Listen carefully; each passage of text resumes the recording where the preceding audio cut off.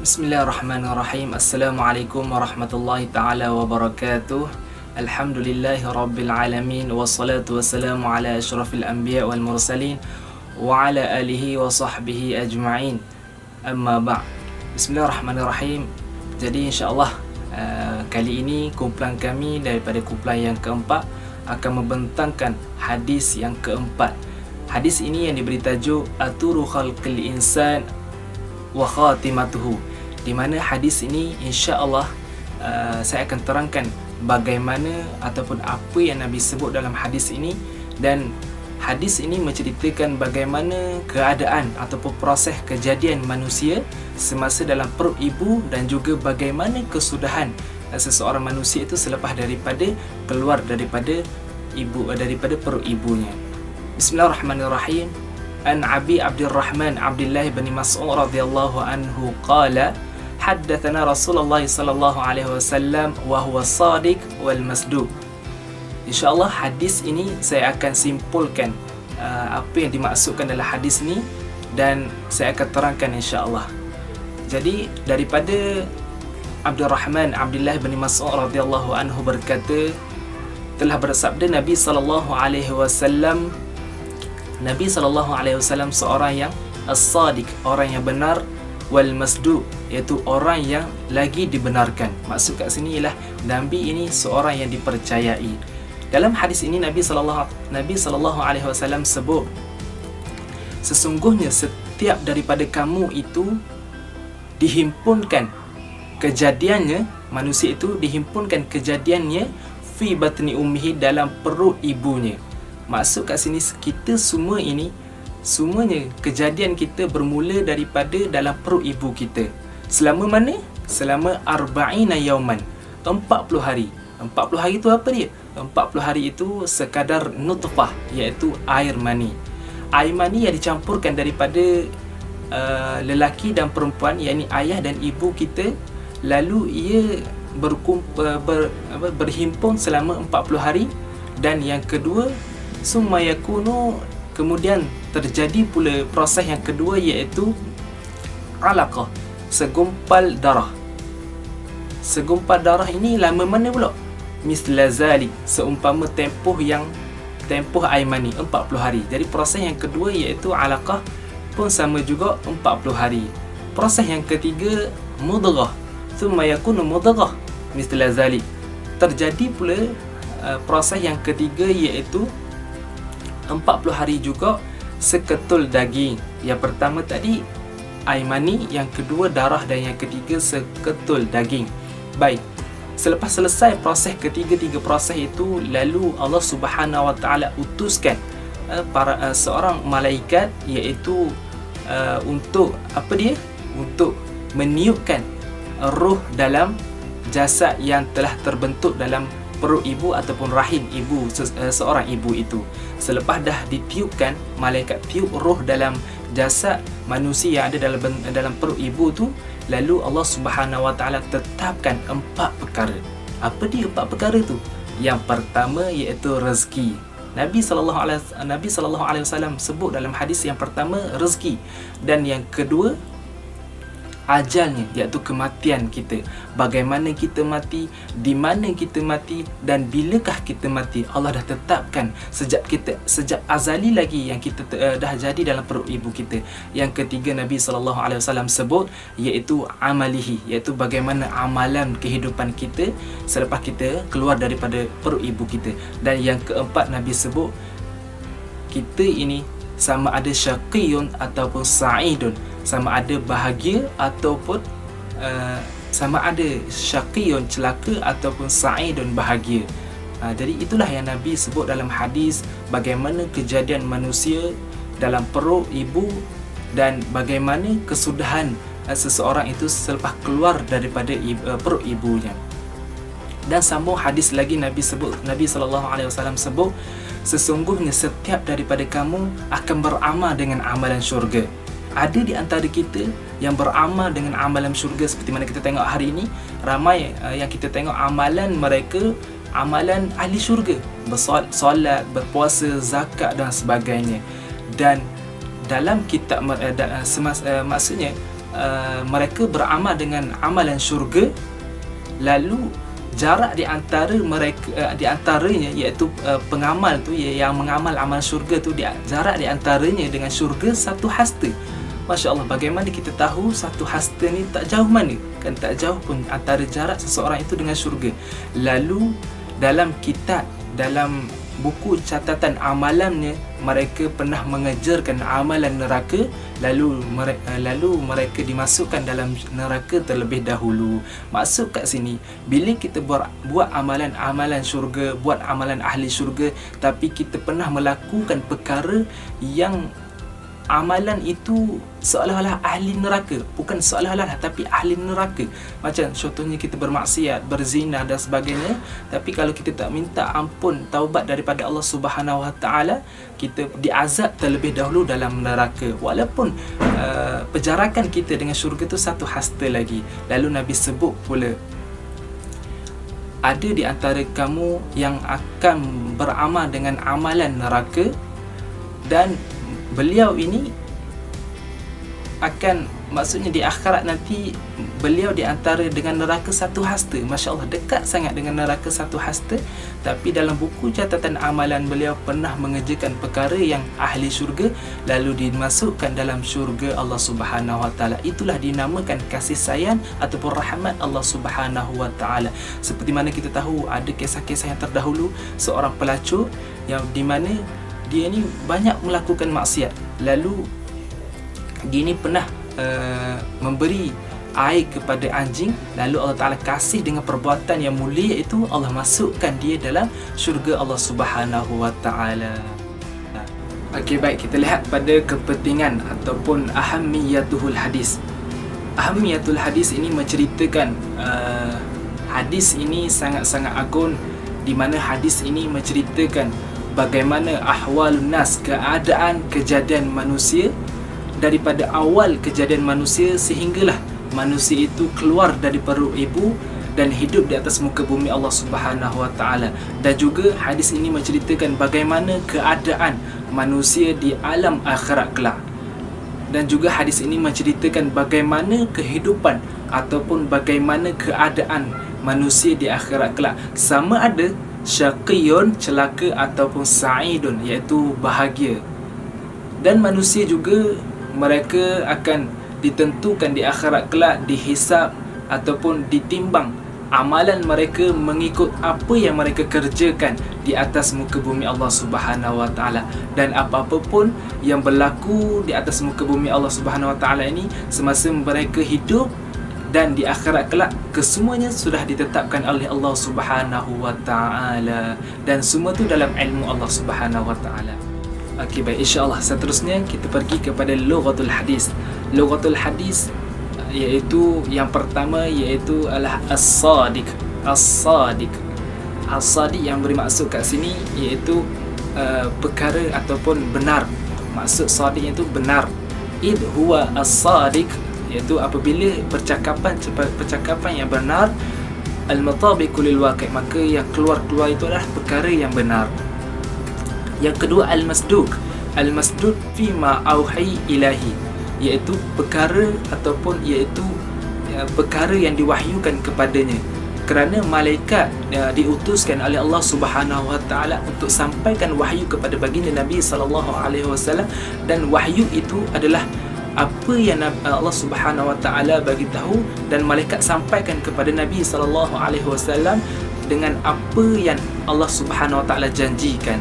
Itu yang diberi nama wahyu. Dan yang ketiga iaitu yujma'u. Yujma'u yang diberi maksud kat sini iaitu yadhummu wa yahfizu, iaitu himpunan ataupun dikumpulkan. Yujma'u yang kita fahami ialah dihimpunkan, dikumpulkan. Seterusnya yang ketiga iaitu khalquhu. Khalquhu yang bermaksud ai madatu khalqihi, setiap perkara ciptaan. Khalquhu tu setiap perkara ciptaan. Wa huwal ma alladhi yakhluqu minhu, dan air itu dijadikan, air itu yang dijadikan daripadanya manusia.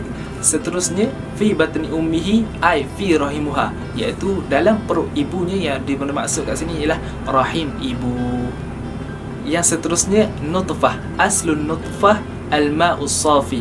Asal nutfah ini iaitu al-ma'u safi, air yang jernih. Al-murad biha maniyun, yang wal murad huna maniyun, yang dimaksudkan dekat sini ialah air mani. Yang seterusnya alaqah, qat'atan damu lam taibis, dimaksud satu ketulan ataupun potongan darah yang tidak kering. Maksud alaqah ni ialah satu segumpal darah yang tidak kering. Yang seterusnya mudghah. Mudghah yang maksud kat sini ialah seketul daging yang kadarnya tu besar daripada darah tadi. Maksudnya darah kalau besar ni daging tu besar daripada darah. Itu yang dimaksudkan luar hadis dalam hadis ini, iaitu daging ini dia lebih besar sedikit kadar dia itu daripada darah. Dan yang terakhir itu fayasbiqu alaihil kitab. Dalam luar hadis ini yang dimaksud ialah setiap perkara yang berlaku semuanya telah ditetapkan dalam ilmu Allah Subhanahu Wa Taala. Semuanya sudah ditetapkan, sudah ditulis dalam Lauh Mahfuz, dan semua tu adalah dalam ilmu Allah Subhanahu Wa Taala. Wallahu alam. Bismillahirrahmanirrahim. Assalamualaikum warahmatullahi wabarakatuh. Nama saya Muhammad Azrul Aidi bin Manazin, yang menteri 0882. Untuk bahagian saya akan berkongsikan dengan anda semua di bahagian pemahaman hadis, okay? Iaitu yang pertama, iaitu peringkat pertumbuhan janin dalam rahim. Janin diciptakan selama 120 hari dalam 3 tahap. Itu 40 hari pertama dia bermula dengan tetes air mani, iaitu nutfah. 40 hari kedua alaqah, segumpal darah. Dan 40 hari ketiga, bukan 40 hari terakhir, dibentuk menjadi mudghah, itu seketul daging. Selepas daripada 120 hari ditiupkan roh oleh malaikat, lalu ditulis baginya 4 perkara, iaitu rezeki, ajal, amalan, dan sama ada dia bahagia atau tidak. Okay. Jadi dalil bagi kejadian pertumbuhan janin dalam rahim ini, kita auzubillahi minasyaitonir rajim.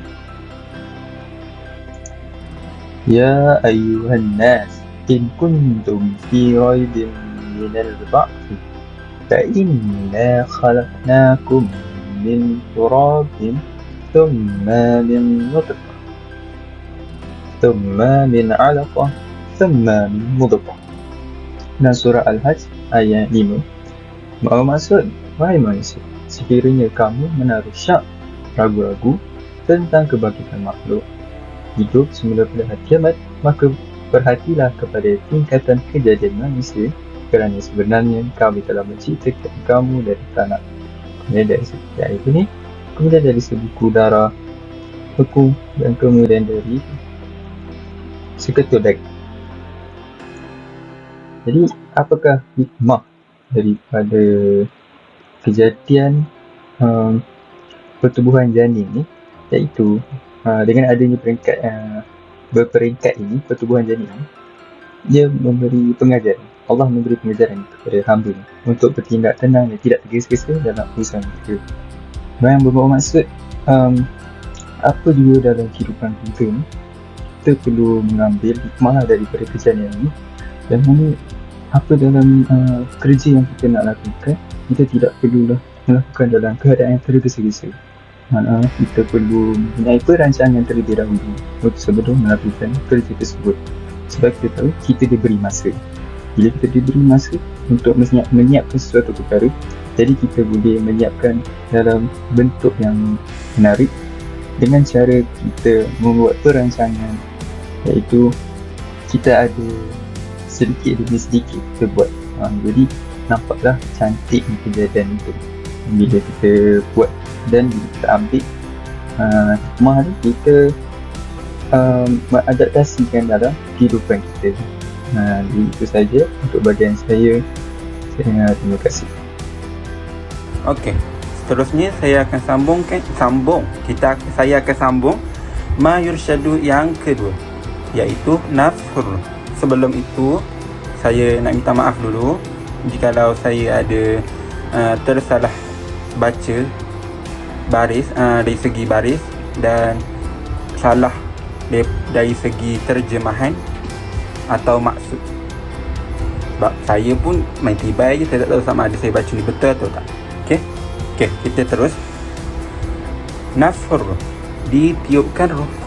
Apa yang dimaksudkan dengan ditiupkan roh ni? Ittafaqal ulama ala anna nafkhur ruh fil janin. Para ulama sendiri bersepakat bahawa roh ditiupkan ke dalam janin. Yakunu ba'da madi 120 yawman ala al-ijtima'i baina zawjaini. Setelah janin itu berumur 120 hari terhitung dari sejak mulanya pembuahan, yakni persenyawaan antara suami dan isteri. Wa dzalika tamamu 4 ashhur, iaitu ketika berusia 4 bulan. Wa dukhulu fil khamis, dan memasuki bulan yang kelima. Wa hadha mawjud bil musyahadah wa alayhi yu'awwanu fima yuhtaju ilayhi min al ahkam min al istilhaq wa wujub an nafaqah. Semua ini benar berdasarkan kenyataan yang disaksikan. Maka sejak daripada kes ni tadi, ditiupkan roh tadi, daripada persenyawaan tu tadi, sejak daripada tu ditetapkanlah hukum hakam untuk setiap orang tu lah. Kiranya macam contoh kita dalam rahim tu, sejak daripada tu kita dah Allah Subhanahu Wa Taala dah tetapkanlah hukum hakam untuk memenuhi kebutuhan seperti hukum tentang penyandaran nasabnya dan kewajipan pemberian nafkah. Wa dzalika li thiqah bi harakatil janin fi rahmi, dan hal itu diyakinkan dengan bergeraknya janin dalam rahim.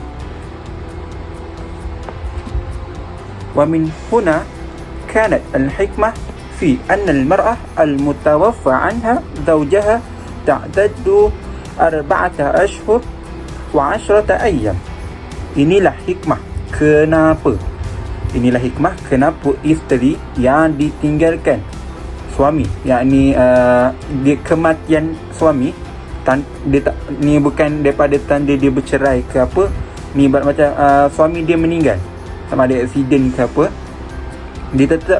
ditetapkan masa iddah seorang isteri tu selama 4 bulan 10 hari.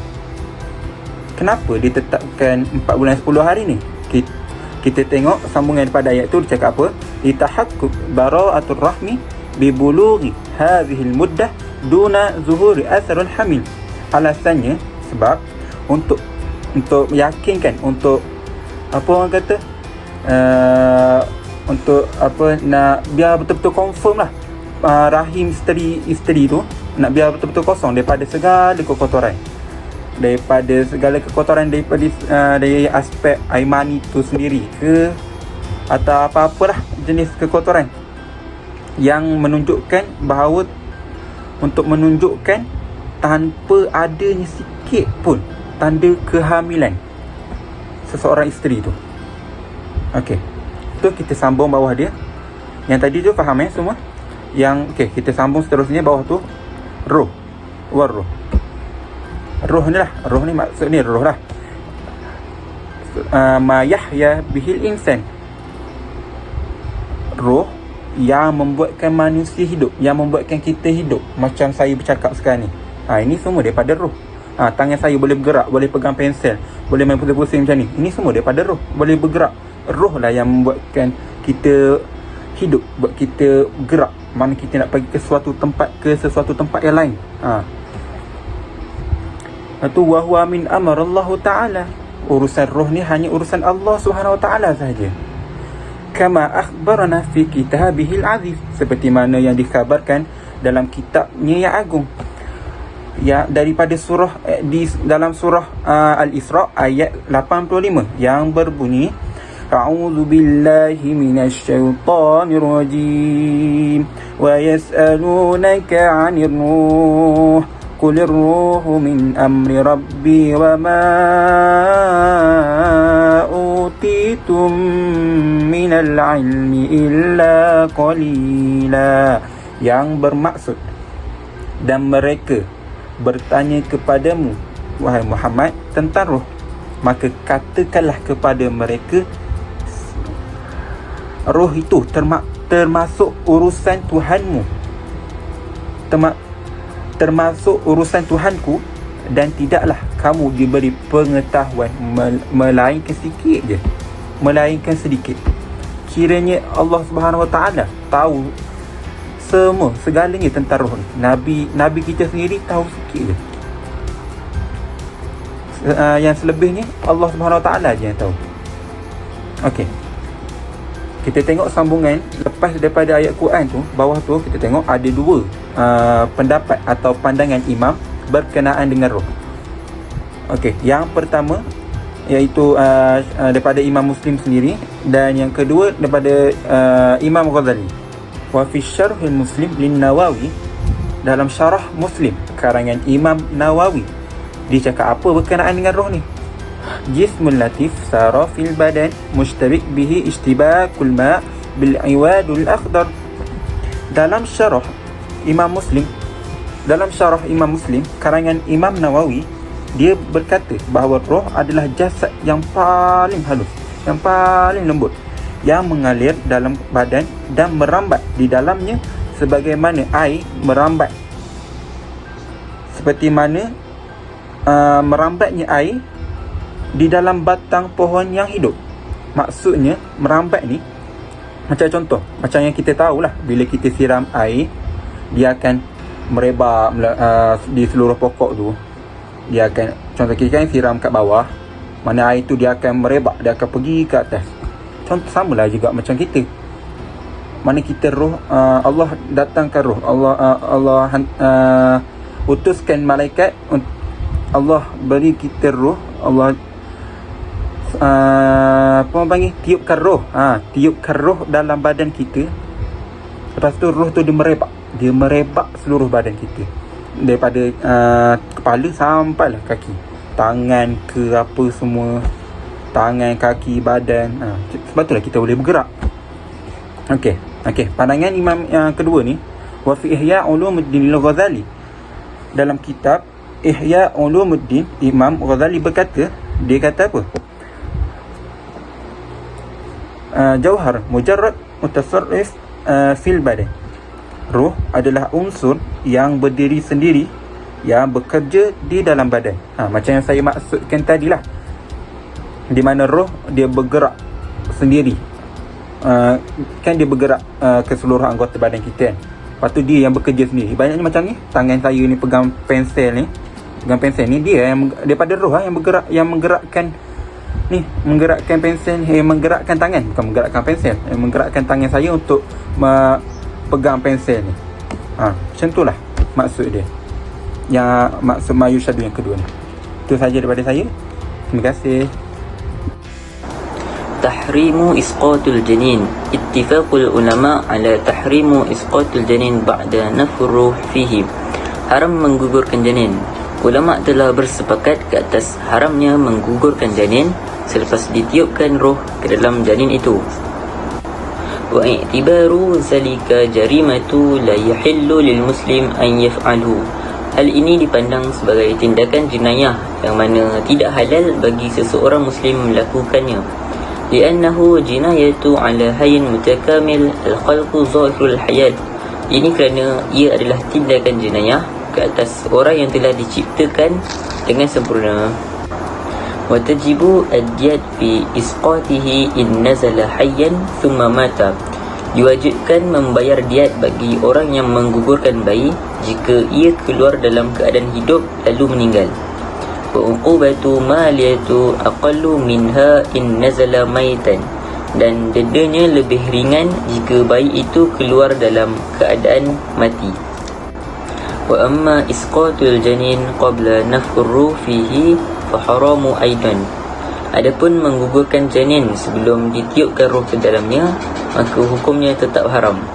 Wa ila zalika zahaba aghlibul fuqaha. Demikianlah ia mengikut pendapat sebahagian ulama.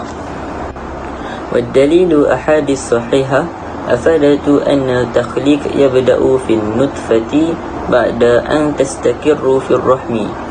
Dan dalil hadis sahih yang menjelaskan bahawa penciptaan manusia ini dimulai dengan air mani selepas menetapnya air mani itu di dalam rahim. Faqad rawiya Muslim an Huzaifah bin Usaid anna an-nabiy sallallahu alaihi wasallam qala. Maka Imam Muslim telah pun meriwayatkan daripada Huzaifah bin Usaid, sesungguhnya Nabi bersabda, "Iza marra bin nutfati 42 lailatan." Apabila cukupnya air mani itu selama 42 malam. Wa fi riwayati bad'u wa 40 lailatan. Dan ada riwayat lain pula yang mengatakan selama 40 malam. Ba'sallahu mulkan fasawwaraha wa khalqu sam'uha wa basaruha wa jalduha wa lahmuha wa 'idhamuha. Maka Allah telah mengutuskan malaikat untuk membentuk rupa seseorang dan mencipta pendengaran, penglihatan, kulit, daging dan tulangnya. Wa fi kitab Jami'ul Ulum wal Hikam Ibn Rajab Al-Hanbali safhatu 42.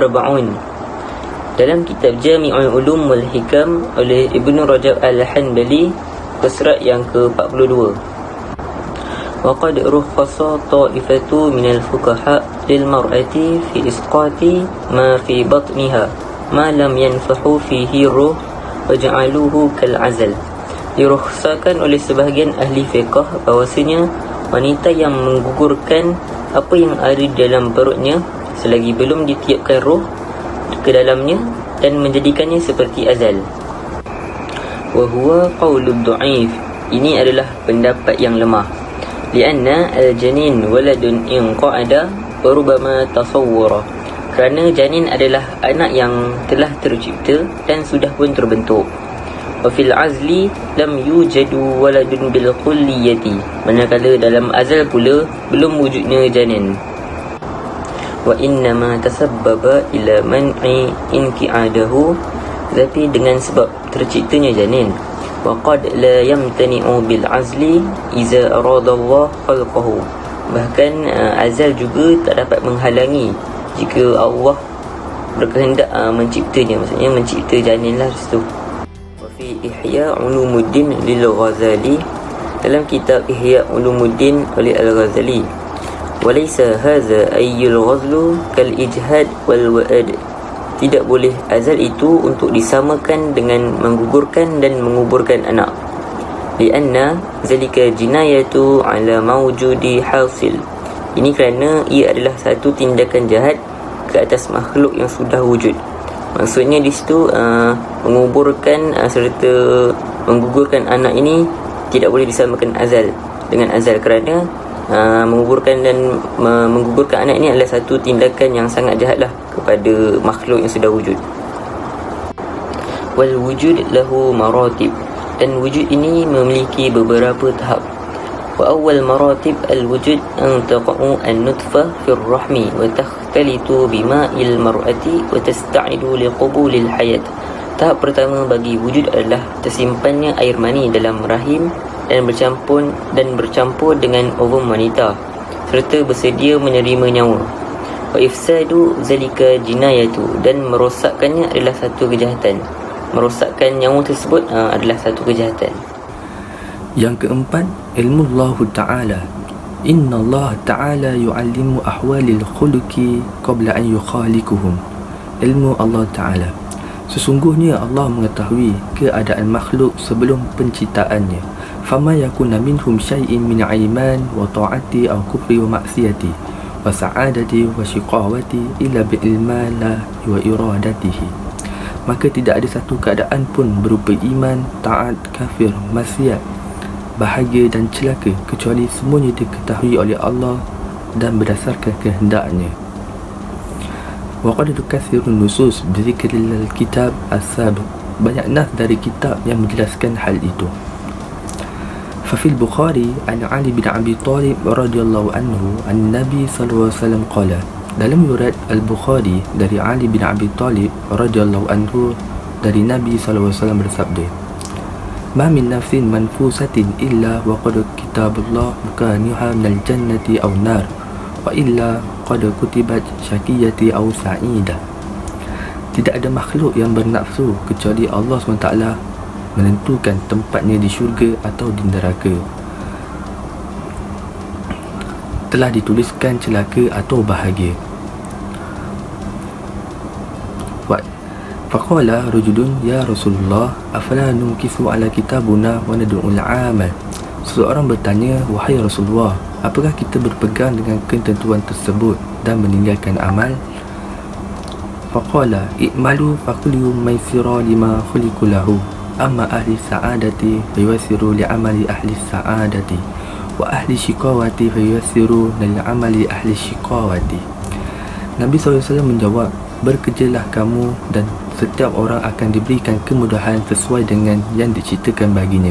Adapun orang-orang yang berbahagia akan dimudahkan untuk mengamalkan amal-amal kebaikan, dan orang-orang celaka akan dimudahkan untuk mengamalkan amalan-amalan yang akan menghantarkan kepada kecelakaan. Summa qara'a, kemudian beliau membacakan firman Allah Subhanahu wa taala, fa amma man a'ta wattaqa wa saddaqa bil husna, suratul al-lail ayat 5 hingga 6. Adapun orang yang memberikan hartanya di jalan Allah dan bertakwa dan membenarkan adanya pahala yang terbaik di syurga. Wa ala dhalika fa inna ilmu Allah la yarfa'u 'anil 'abdul ikhtiyari wal qasdi. Ilmu Allah tidak menghalangi kebebasan hamba untuk memilih dan meraih apa yang mereka inginkan. Lianna ilmu sifati ghairu mu'sirati wa qad umirallahu ta'ala khulqu bil imani wa ta'ah wa nahum 'anil kufri wal ma'siyati. وذلك برهان على العبد اختيارا وقصدا إلى ما يريد الله تعالى ونهي عبثا وذلك محله. Kerana ilmu adalah sifat yang tidak memiliki pengaruh, Allah memerintahkan makhluknya untuk beriman dan taat, melarang mereka untuk kufur dan maksiat, dan itu merupakan bukti bahawa hamba memiliki kebebasan untuk memilih dan meraih apa yang mereka inginkan. Kerana kalau tidak demikian, maka sia-sialah semua perintah dan larangannya, dan ini mustahil bagi Allah SWT. Qala Allah Ta'ala, wa nafsin wa ma sawwaha fa alhamaha fujuraha wa taqwaha qad aflaha man zakkaha wa qad khaba man dassaha, suratul Al-Syams ayat 7 hingga 10, yang bermaksud demi jiwa serta penyempurnaannya ciptaannya, maka Allah SWT mengilhamkan kepada jiwa itu jalan kefasikan dan ketakwaannya.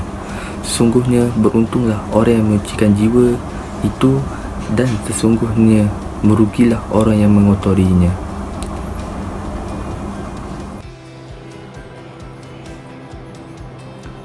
Assalamualaikum warahmatullahi wabarakatuh.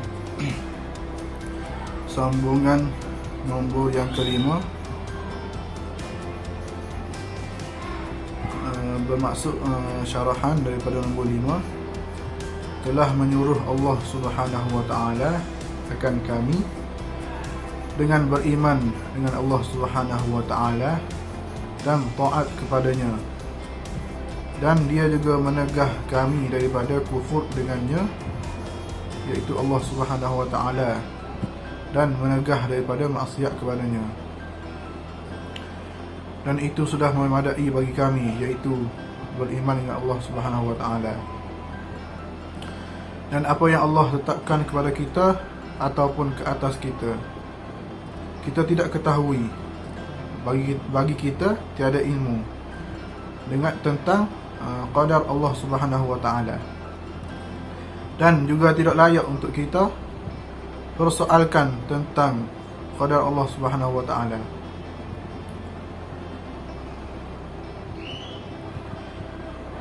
Adapun setiap perkara yang berlaku ni telah pun ditetap oleh Allah Subhanahu Wa Taala. Dan sesuatu berlaku tu dengan izinnya Allah Subhanahu Wa Taala. Apabila ada mukmin yang berlapang dada ketika menerima qada Allah Subhanahu Wa Taala dan berlapang dada serta seiring dengan kebaikan bagi orang mukmin, kerana bagi orang mukmin ada sama ada bala, sama ada kegembiraan ataupun kesusahan, maka bagi mereka adalah sama, kerana semuanya datang daripada Allah Subhanahu Wa Taala. Dan ianya telah pun tertulis di Lauh Mahfuz kita Allah Subhanahu Wa Taala setiap perkara yang berlaku. Kita pergi kepada nombor 6 bagi syarah hadis. Okey, yang ni bermaksud amalan pengakhiran. Diriwayatkan hadis Bukhari dari Sahal bin Sa'ad dari Nabi sallallahu alaihi wasallam berkata, sesungguhnya amalan itu bergantung kepada pengakhiran hidup. Dan makna pengakhiran hidup ni ialah sesungguhnya sesiapa yang telah ditulis baginya ahli iman dan ahli taat hingga ke akhir hayat. Maksudnya di Lauh Mahfuz sudah tertulis qada tentang seorang hamba itu, sama ada dia ahli syaqawah ataupun ahli saadah, ahli yang berjaya ataupun celaka.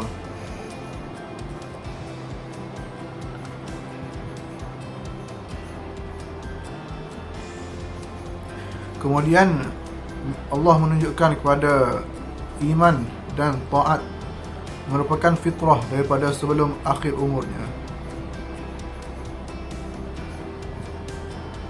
Maka jika seseorang itu mati di atas kufur dan fasik, maka itu merupakan di antara tanda-tanda kematian su'ul khatimah, iaitu pengakhiran yang buruk. Adapun sekiranya seseorang muslim itu mati dalam keadaan baik, di antara tanda-tandanya ialah mati dalam kebaikan, seperti mati ketika menuntut ilmu, mati ketika berjihad, mati ketika mencari nafkah yang wajib, yang halal untuk isteri dan anak-anak.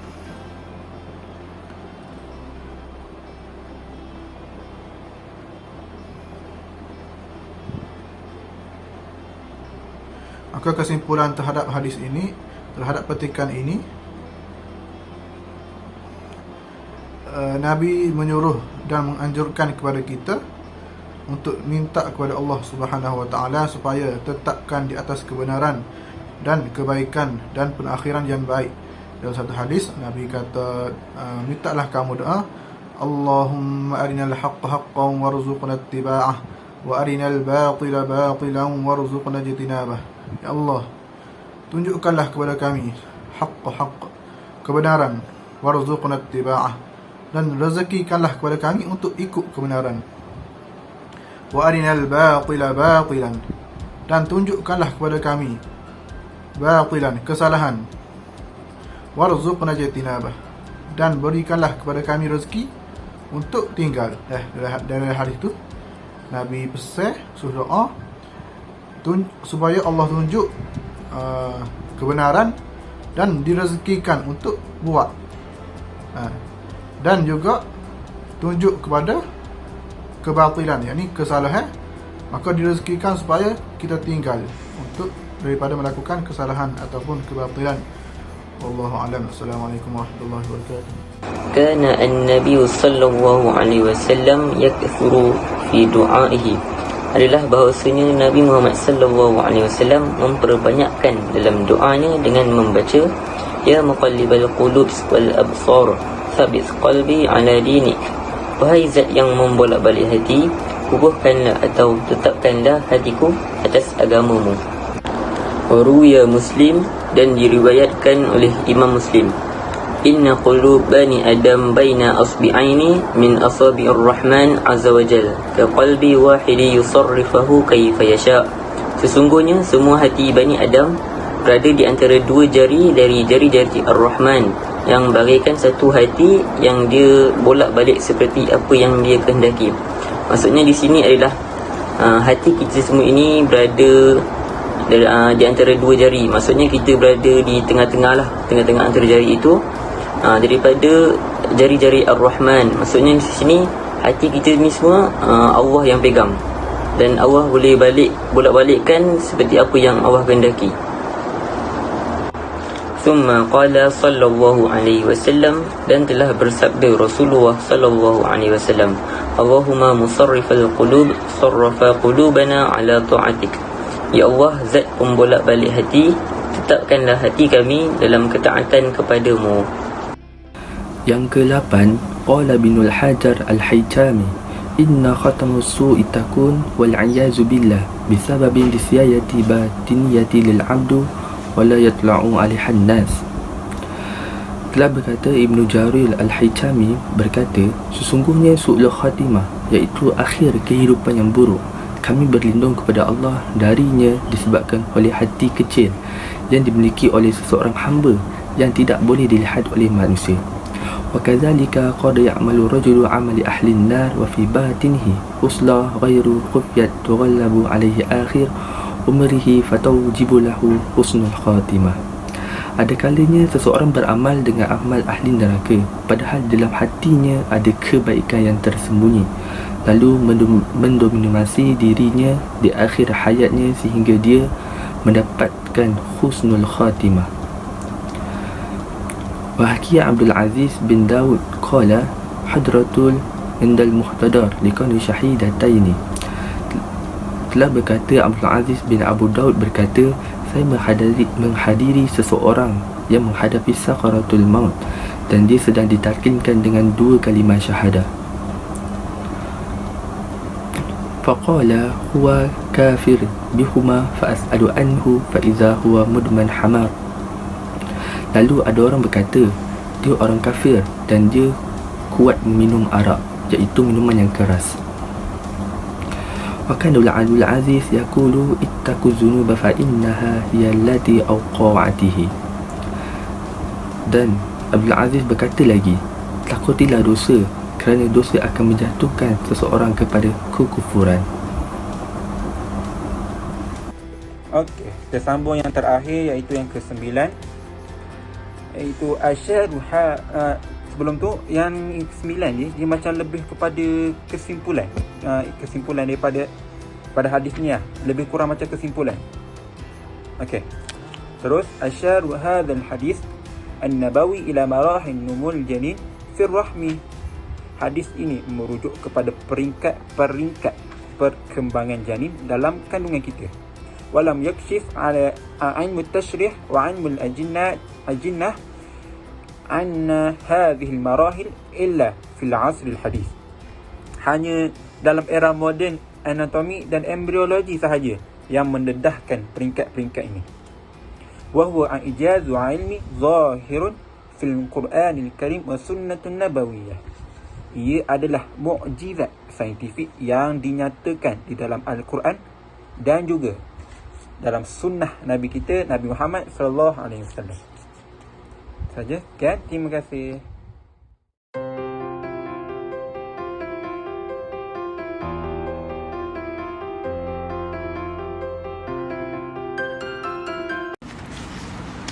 Isu LGBT mana perlu utamakan? Hak warga negara atau maslahat umum? Baik. Isu LGBT, ada orang menuntut supaya kita biarkan LGBT, jangan ganggu kerana itu hak individu masing-masing. Kita tak boleh ganggu hak individu orang, privasi orang tak boleh ganggu. Jawabnya, nak tahu betul atau tidak, kena tengok dulu buku perundangan. Kalau buku hukum kata boleh, boleh. Kalau buku hukum kata tak boleh, kena halang, kita halanglah. Faham lagi? Mana bukunya?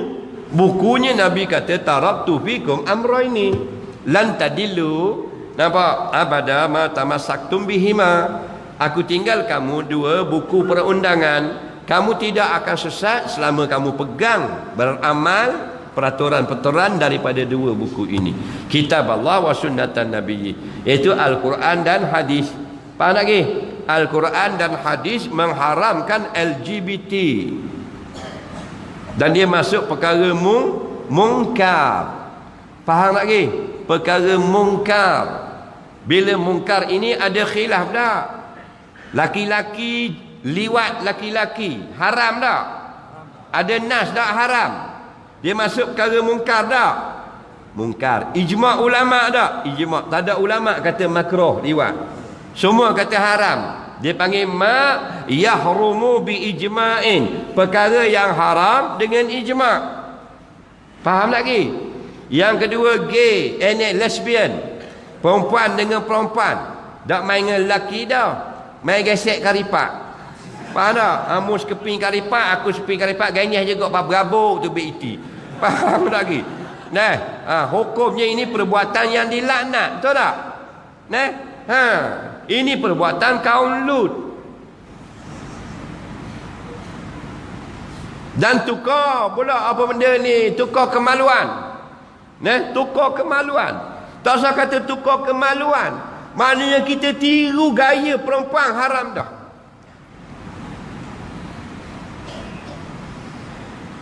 Nabi kata la'anallahu ar-rijala yatashabbahuna bin nisa. Allah Ta'ala melaknat laki-laki yang meniru-niru gaya perempuan. Tu bukan tukar, tu tiru baru. Dan tukar kena laknat ke? Al-mughayyirati khalqallah. Dan yang kena laknat itu orang yang meminda-minda apa yang Allah sudah cipta. Orang yang ubah apa yang Allah sudah buat. Laki nak jadi puang, Angry Bird kasih potong, masuk karipak. Buang karipak, masuk Angry Bird. Itu tak ke masuk mengubah ciptaan Allah? Tahu tak? Dah. Masuk tak benda yang mungkar? Bila mungkar, man ra'a minkum munkara falyughayyir. Maka bila kamu tahu atau dengar atau nampak atau berlaku satu mungkar, wajib kamu ubah. Tu.